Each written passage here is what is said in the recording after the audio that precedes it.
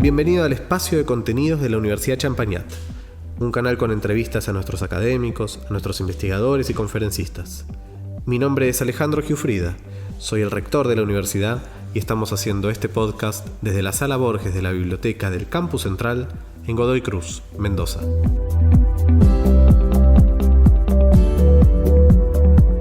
Hoy tenemos el honor de estar acompañados por Facundo Bromberg. Facundo es profesor titular de la UTN en la materia de inteligencia artificial, es licenciado en física, es doctor en filosofía especializado en ciencias de la computación, hizo sus estudios de posgrado en Estados Unidos, ya nos contarán. Es investigador del CONICET y básicamente un especialista en materia de inteligencia artificial. ¿Qué tal, Facundo? ¿Cómo estás? ¿Qué tal? ¿Cómo estás? Bueno, gracias por acompañarnos. Contanos un poco, para ponernos en tema, cuáles son las principales áreas que vos trabajás o cuál es tu temática central en materia de inteligencia artificial. Bueno, mi formación en el doctorado, digamos, fue muy especializada, ¿no? Muy específica, de muy investigación básica, se podría decir, en aprendizaje máquina, Machine Learning. Pero una vez llegado a Mendoza, digamos, vi una posibilidad de una oportunidad muy grande, a la vez un desafío de que en ese momento, en el año 2007, fin del 2007, cuando llego, era una disciplina que no se conocía, digamos, y había todo por hacer acá. Y además, bueno, siempre fui apasionado del tema, así que abrí un montón de caminos. En este momento seguimos con la línea de esta investigación básica, que es muy difícil de explicar, pero digamos, es en diseño de algoritmos, digamos, para aprendizaje de máquinas, en el área de modelos probabilísticos gráficos, modelos de razonamiento probabilístico. Después también abrimos un área con un doctorado que terminó hace 3 años atrás en visión artificial, que la hemos aplicado principalmente y fuertemente en viticultura. Lo que descubrimos es que podríamos decir que un enorme, no te voy a decir un porcentaje porque no lo tengo claro, pero un enorme porcentaje de las variables que hoy se miden en viticultura son propensas a ser medidas visualmente, ¿no? Desde el diámetro de un tronco, desde la coloración del grano de uva para medir a cuánto está el tiempo de cosecha, sí, etcétera, ¿no? Conteo de granos, área foliar de las hojas, etcétera. Así que ahí abrimos un área que es medición autónoma de variables vitícolas, que bueno, ha tenido mucho desarrollo. También lo hemos aplicado a visión artificial después a un problemita de biomecánica, predecir cuál es la fuerza de un músculo solamente por observarlo, su volumen, digamos, su forma volumétrica. Sí. Y ahora también hace unos años empezamos, ya está cerrándose una tesis.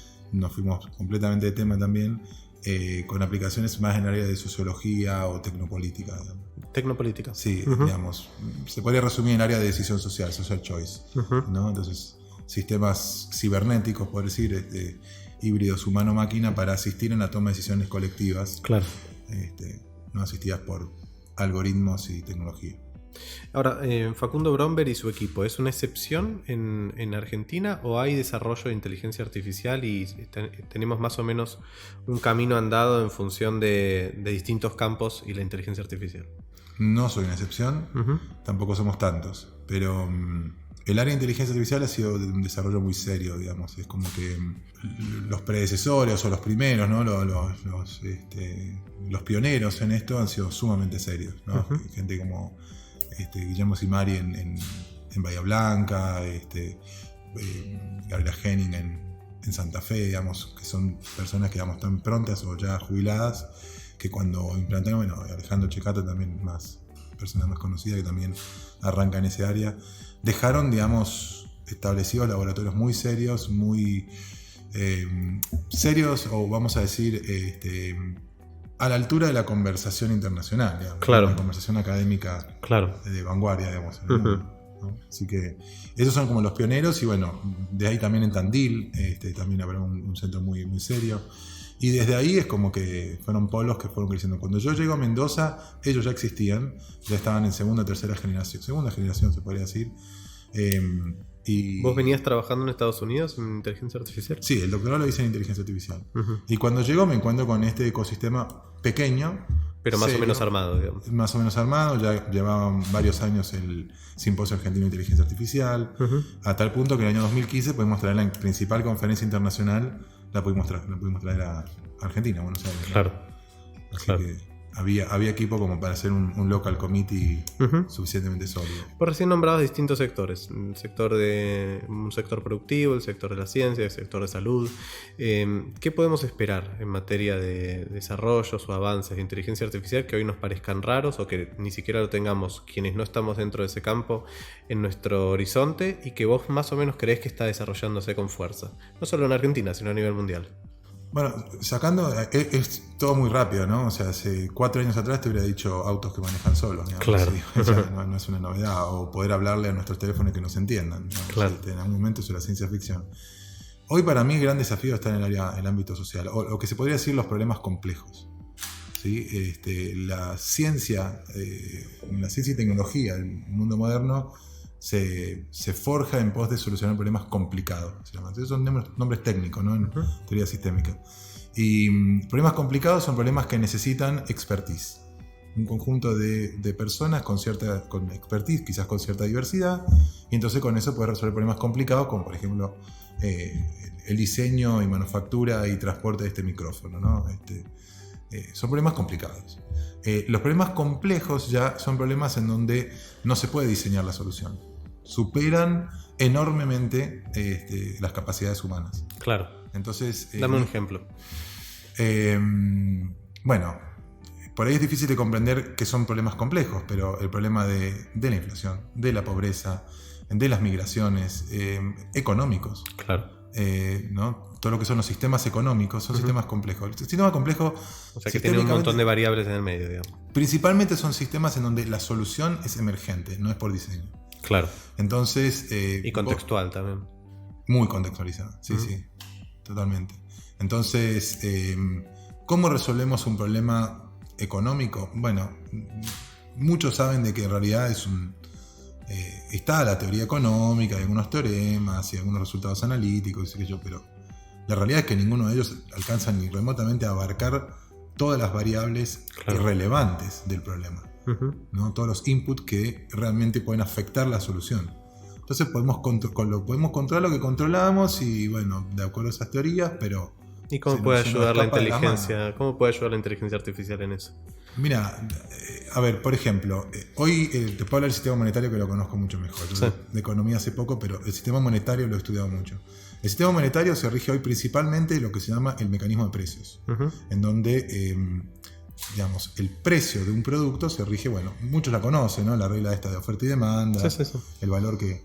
Pero cada ser humano, cuando va a comprar, está tomando una decisión y está aportando a ese algoritmo social que va a definir ese precio, que va a definir qué mercadería va a estar en la góndola o qué mercadería no va a estar en la góndola. Claro. ¿Cómo lo hace? Mirando, comparando el precio con el al lado, porque se maneja con un algoritmo súper simple. ¿Sí? Precio-calidad. Claro. ¿No? Y precio es la variable que maneja. Es una variable que es común para todos. O sea, digamos, si yo te digo que una botella de agua la pagué 300 pesos, inmediatamente todos saben que es cara.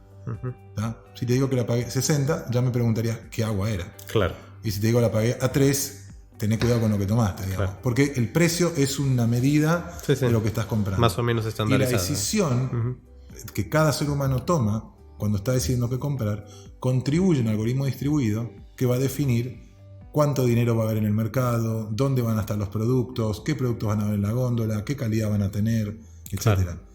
Todo eso se rige a partir de ahí y otras decisiones de más alto nivel, pero que su input principal es ese.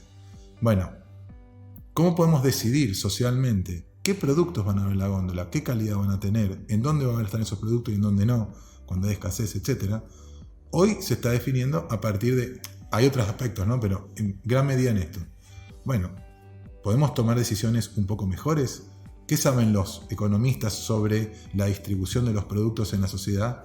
¿No? De qué se produce y qué no se produce y a dónde se distribuye, a dónde se comercializa, ¿no? Entonces, esas decisiones podrían ser mucho mejores, mucho más efectivas para resolver los problemas de la sociedad sin perjudicar, digamos, o retroalimentando positivamente a aquellos que lo producen, que lo diseñan, que lo comercializan, que invierten, digamos. ¿Pero imaginás una sociedad activa o simplemente yendo a comprar, tomando decisiones y que esa información se transforme después en algo más predictivo o simplemente una base de datos? Mira, Quiero decir si la ciudadanía como tal tiene un rol participativo o no en eso. Hoy lo tiene y puede tener el que tiene, digamos. No puede tener más porque no le da cognitivamente para tener más. Pero no porque seamos brutos, ¿no? Sino porque no nos da puntos, es la limitación de nuestro cerebro. No estoy comparando un humano con otro, estoy diciendo la capacidad de un cerebro humano típico. Y bueno, le da para lo que le da para hacer en el supermercado, digamos. Más o menos sabe cuánto va a tener que pagar en lo que está en el carrito. Sí. Ahora, con la tecnología, no te digo que solamente va a poder computar rápidamente lo que está en el carrito, sino que por ahí quizás el mecanismo de precio sea otro. El mecanismo de precio que decide, aquel que produjo ese producto, ¿sí? ¿A quién se lo da? ¿Cómo decide a quién se lo da? El producto de su esfuerzo, de su inversión, de su tiempo, el transporte, el combustible, todo. ¿A quién se lo da? Bueno, hoy se lo da al que le paga más. Y esa es la decisión. Claro. Bueno, ¿se pueden hacer decisiones mejores? ¿Es realmente ese el mejor algoritmo? ¿El que optimiza realmente la producción y distribución y consumo de recursos naturales, etcétera? Claro. Por ahí hay otros. El tema es que los humanos por ahí no podemos. Entonces, es así porque es lo que nos da. ¿Qué pasa si tuviéramos sistemas, por ejemplo, bueno, no te digo con los móviles, en algún momento se verá asistentes que nos ayuden a tomar decisiones económicas más complejas que colectivamente produzcan mejores resultados? Claro. Te preguntaba si vos imaginabas una participación activa en términos políticos de la sociedad y vinculado a la inteligencia artificial, o si simplemente lo ves como si fuese un elemento más que te ayuda, por ejemplo, a llegar a tu trabajo a un horario más corto porque tomaste una ruta que no estaba colapsada. Digamos, si ves que hay un componente político fuerte que pueda derivar con un cambio, por ejemplo, de cómo se organiza una democracia, o si lo que imaginás es solamente más herramientas para facilitar la vida. Sin lugar a dudas, absolutamente. Cada vez más ya existe el término, no es tan mainstream, pero el law by algorithm, ¿no? El algoritmo, la ley por el algoritmo. Cada vez más el algoritmo regula nuestras vidas. A ver, el código penal, el código civil son algoritmos en definitiva, ¿sí? Porque hay procedimientos de cómo tenemos que proceder ante ciertas situaciones, y después, bueno, hay un montón de otros estatutos de las empresas, etcétera, son algoritmos. Entonces, si nosotros vamos a empezar a tomar decisiones o actuar, o los algoritmos empiezan a regular nuestro comportamiento en espacios públicos, en espacios no físicos solamente. Claro. Entonces, en algún momento habrá algoritmos que controlan nuestro auto, o que nos asisten en la toma de decisiones en la ruta, y bueno, también nos van a asistir en la toma de decisiones de qué comprar, qué no comprar, si ponerle una vacuna a este niño o no poner la vacuna, decisiones médicas, etcétera, de salud pública. Por todos lados van a empezar digamos, para que los algoritmos nos puedan ayudar y mejorar nuestras vidas, vamos a tener que empezar a darle espacio en zonas que hoy son, digamos, de exclusividad, decisión del humano. ¿Cuáles son los componentes? De la política. ¿Cuáles son los componentes delicados, peligrosos o que vos ves como zonas rojas en este avance de la inteligencia artificial en la sociedad? Si es que los ves, tal vez no. En la delegación ciega del poder. Es donde sea que el humano, por la comodidad de que el algoritmo se lo va a resolver, está cediendo poder, ahí es donde veo el peligro. Porque es muy automático, es muy común. Lo que pasa es que hoy son espacios que por ahí no nos afectan. Entonces, bueno, qué sé yo. Sí, le estoy cediendo poder a Google porque le estoy dando todos los datos, toda mi correspondencia. Claro. Google puede leer toda mi correspondencia, algo que tradicionalmente siempre se vio como una violación de la intimidad. Era el límite entre lo público y lo privado. Digamos, es algo privado, un mensaje privado que se mueve por espacios públicos que hay que proteger a toda costa. Hoy alguien lo puede ver y puede ver el de todos. Bueno, sí, pero no lo usan para fines negativos, todo bien, qué sé yo, pero en algún momento, digamos, le cediste la apertura, ¿no?, de tu casa. Claro. El de la alarma, el de la alarma de fuego, bueno, y hasta dónde va llegando en algún punto y puede empezar a permear en los gobiernos, etc. Es muy automático porque no sabemos, y todavía no es muy, muy claro, cuál es el poder de ese algoritmo. Uno cree que es solo a mí, pero cuando tenés una gran parte de la población que está operando por ese algoritmo, entonces están controlando Claro. Entonces, no hay un libro, Pero por lo no me acuerdo el autor, pero decía, programar o ser programado. ¿No? Claro. Pero por lo que entiendo de lo que decís, el temor, por llamarlo de alguna manera, viene mucho más por el manejo de esa información por parte de grandes conglomerados económicos a un exceso de robotización que pueda derivar en casos más peligrosos para la sociedad, en su realidad física, por ejemplo. Eso también, pero digamos, no deja de ser una extensión de lo mismo que ahora, digamos. Y qué sé yo, alguien se lastimó por meter la mano en el lavarropas para sacar algo que no debería lavarse, y bueno, eso hay que regularlo, digamos. ¿no? Claro. Hoy un automóvil también puede matar, digamos. Eso no deja de ser cierto. Y si hay una falla mecánica, es una extensión de eso, que hay que trabajar bastante porque es mucho más complejo, ¿no? Auditar. Pero aplicado el Machine Learning a eso, ¿no toma otro componente u otro tipo de riesgo? Que una máquina pueda empezar a desarrollar su propio algoritmo y enseñarle a otra máquina y etcétera. Claro, sí, también. Sí. Digamos, como que el comportamiento del algoritmo es adaptativo en base a lo que sensa, a eso te referís, ¿no? Sí, exacto. Y sí. Pero, digamos, lo que sí está claro es que no está el peligro de Terminator ni de Matrix, ¿no? Eso no. Digamos, siempre está el kill switch, como puedes apagarlo, digamos. O sea, siempre le queda al humano esa posibilidad de apagar. Sí, el peligro es cuando se hibridiza, digamos, cuando ya, por ejemplo, hay un peligro con la red eléctrica, que la red eléctrica ahora se convirtió en un Skynet que, no con conciencia, pero se está mandando algo grave, digamos. Apagarlo significa apagar la electricidad, digamos, a los electrodependientes, a los hospitales. Claro. ¿No? Entonces, en algún punto, cuando se insertó demasiado en el sistema, ya no es tan fácil, como un cáncer que se expandió. Y sí, siempre lo podemos sacar al cáncer, pero bueno, nos llevamos. Tiene consecuencias, digamos. Claro, tiene consecuencias. Entonces, ahí sí, pero. Pero no estás viendo por ahí como el riesgo más fuerte, digamos, sino más por otro lado. Es que está relacionado con el ceder el poder. Lo estoy pensando un poco ahora, pero está relacionado con el ceder el poder. Digamos, cuando le cediste el poder de actuar y tomar decisiones y actuar directamente, vinculante, ¿no? Sobre, por ejemplo, la red eléctrica, ahí le cediste el poder. Claro. ¿No? Claro. Entonces, ahí es donde hay que tener mucho cuidado. Pero si siempre hay un humano en el medio que termina tomando la decisión, ¿no? Jerárquicamente siempre hay alguien por arriba que puede tomar. Bueno, claro. qué sé yo. Siempre puedes tener un psicópata también, digamos. Sí, totalmente. Entonces, vamos a tener que ir construyendo protección. Quizás el peligro es a la velocidad que está llegando, ¿no? Claro, como que la normativa está mucho más atrás de lo que puede Eso ser. sin duda, sí. Sí. Bien.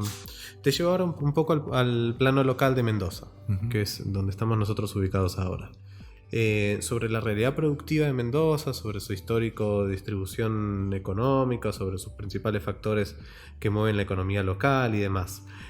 ¿Existe ya desarrollo de inteligencia artificial que tenga un impacto real y concreto? Desarrollo local que tenga impacto económico en Mendoza. Que ya esté dando un impacto, que ya esté teniendo un impacto sobre la economía mendocina. No que yo conozca. Ajá. No que yo conozca. O sea, así de, digamos, importación, por decirlo, ¿no? Transferencia tecnológica de algo de afuera que sea de IA y que tenga impacto acá, sí, pero desarrollo local que tenga impacto local. ¿Y sobre qué áreas o sectores pensás que hay más permeabilidad para que empiece a insertarse la inteligencia artificial en desarrollo productivo? Permeabilidad del lado del parte del sector productivo. Yo lo asociaría muy directamente con la informática, porque no se entiende mucho la diferencia. O sea, si son permeables a una transformación digital, son permeables a Machine Learning y IA. Claro. Desde el lado del consumidor de esto no lo distingue mucho, digamos. Claro. Donde quizás hay un poco de resistencia es en el tema de los datos.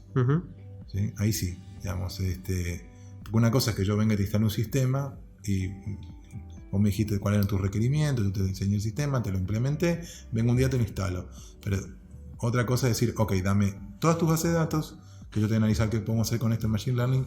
Ahí hay muchísima resistencia. Claro. No solo acá. En general. Sí, claro. En general. Sí, porque digamos, desde datos sensibles, como por ejemplo, qué sé yo, monetarios, hasta, es el expertise. Es el negocio, claro, es el negocio de la empresa. O sea, algo que antes era, los datos, hoy, digamos, claro.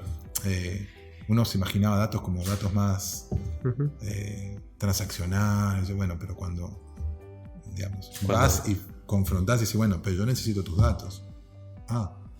Claro. y que como que te llevas un pendrive con todo, digamos, que te abro a la base de datos. ¿Cómo resolvemos esto, digamos? Claro. ¿Y cómo se resuelve habitualmente? Digamos, datos sensibles, yo todavía no he tenido la experiencia de recibirlos. Tampoco es que, digamos, hemos trabajado con empresas, hemos trabajado poco, digamos. Claro. Pero, bueno, se resuelve con mecanismos legales, digamos, claro.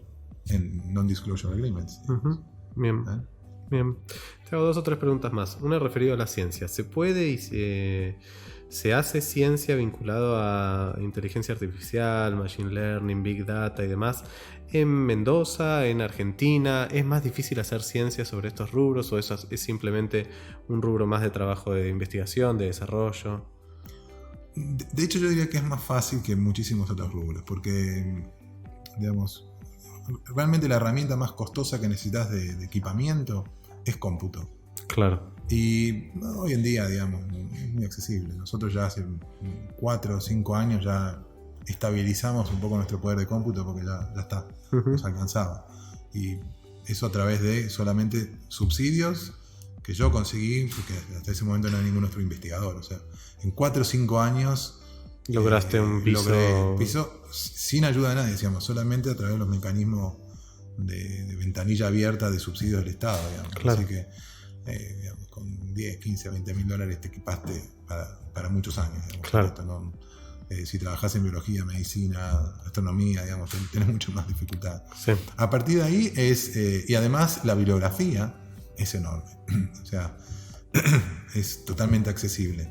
Quizás un poco limitación es acceso a esa bibliografía de publicaciones, que mucho está abierta y bueno, y otras veces tenés que nada, simplemente escribir a los autores que te envíen su preprint. Pero realmente no hay grandes trabas para eso. Bien. No hay. No más que en otros lados. Bien. No, que... Ahora ponete en los pies un poco de un alumno que está terminando su ciclo secundario, que va a empezar a estudiar una carrera y que quiere trabajar o se ve trabajando con temáticas vinculadas a inteligencia artificial, por ejemplo. ¿Necesariamente estudia una ingeniería o una licenciatura en sistemas o ves que es un área transdisciplinar que se puede o que se va nutriendo con otras disciplinas? Es mi sueño, pero no es así hoy. Hoy no es así. No, yo hace mucho tiempo ya vi que esto era una disciplina aparte. Digamos que la informática era una de las disciplinas que la tienen que nutrir, pero digamos, yo tuve que estudiar mucho más, digamos, desde biología, por inspiración, digamos, pero también ciencias cognitivas, psicología, ahora abogacía, ciencias jurídicas, comunicación, pero también es cierto de que es un poco como, a ver, podés hacer ciencia de datos sin ser un experto en informática. Claro. ¿No? Claro. Sin llegar al conocimiento de cómo armar un sistema. Bien. Para una gran empresa. O sea, puedes hacer troncalmente otra carrera y con algún conocimiento de informática trabajar con ciencia de datos. ¿Te entendí bien? No, lo que estoy diciendo es que la carrera no existe. Claro. Hoy la carrera no existe. Hoy, para realmente poder ser un experto... Vos te lo imaginás como un grado en sí mismo, digamos. Sí. Si vos hoy querés ser un experto en ciencia de datos, te falta un montón de conocimiento que hoy no te dan las carreras de informática. Mirá de estadística, de matemática, de manipulación de datos, de diseño de datos. Lo que te dan de diseño de datos, es ingeniería de datos, es muy, muy orientado a bases de datos, que tiene su particularidad. No es fácil, no es sencillo, hay que estudiarlo, pero y sería parte de esta carrera, pero falta, por ejemplo, ¿no? Te voy a hacer la pregunta entonces al revés o un poquito más directa. Soy un alumno secundario que quiero estudiar o quiero trabajar con inteligencia artificial. ¿Qué me recomendás que estudie? ¿O por dónde empiezo? Informática. Sí, directamente. Sí. Sin lugar a dudas. Claro. Bien. Bueno, Facundo, la verdad te agradecemos mucho el haber participado de este espacio de la Universidad de Champagnat. Ha sido un orgullo. Ojalá que la hayas pasado bien en este breve lapso. Sí, por supuesto. Muy bien. Bueno, muchas gracias por la visita. Bueno, gracias a vos por la invitación.